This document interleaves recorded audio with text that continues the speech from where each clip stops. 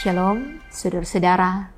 Kiranya mengawali hari ini, hati pikiranmu tertuju kepada Tuhan.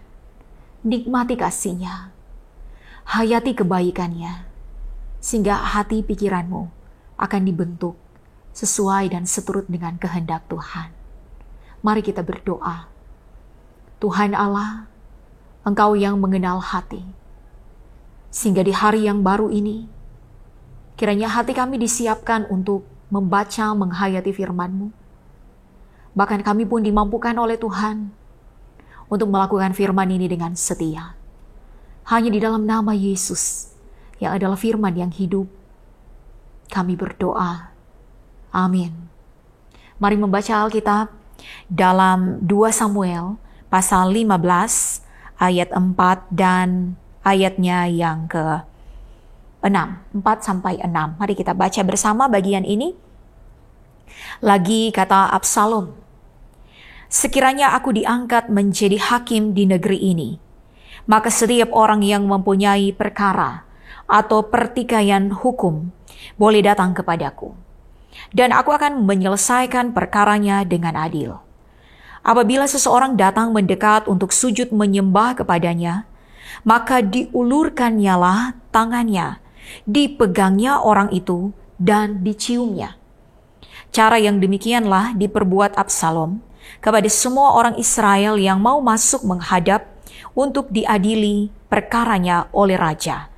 Dan demikianlah Absalom mencuri hati orang-orang Israel.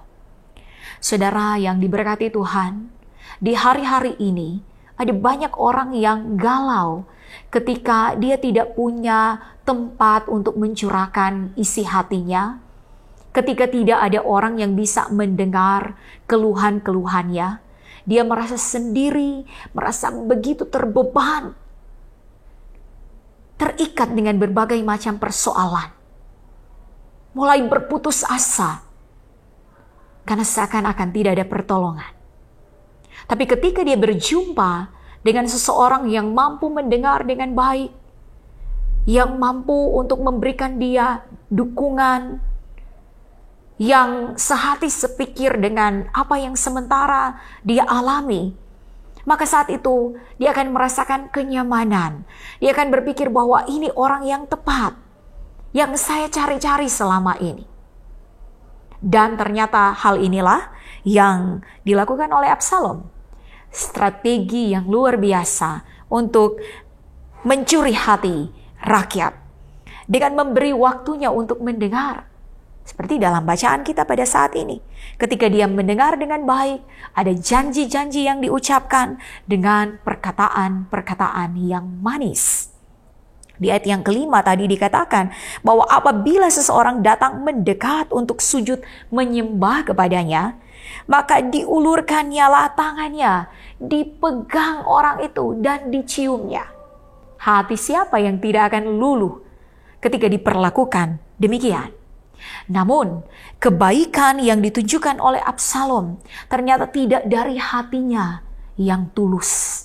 Kebaikan itu tidak selaras dengan hatinya. Janji yang manis, perbuatan yang baik, harusnya dari hati yang baik. Dari hati yang melekat kepada Tuhan. Seperti dalam pujian, kalau kita ingat pujian ini, hati dan perbuatanku pun waktuku miliknya. Ketika kita menyerahkan semuanya kepada Tuhan Yesus. Bukan hanya hati kita, bukan hanya pikiran kita, bukan hanya perkataan kita, tapi totalitas kehidupan kita serahkan kepada Tuhan. Sehingga orang-orang yang berserah kepada Tuhan akan mampu memiliki hati nurani yang baik. Ada perkataan-perkataan yang baik, ada perbuatan yang baik yang berkenan di hadapan Tuhan. Bukan hanya untuk mencari nama saja. Manusia bisa tertipu, tetapi Tuhan tidak demikian, karena Dia melihat hati. Karena itu, milikilah citra yang baik, bukan hanya di depan manusia, tetapi yang paling utama, di hadapan Tuhan. Amin. Mari kita berdoa. Tuhan Allah, Kau yang punya kuasa sepenuhnya dalam kehidupan kami. Tidak ada yang tersembunyi di hadapan-Mu.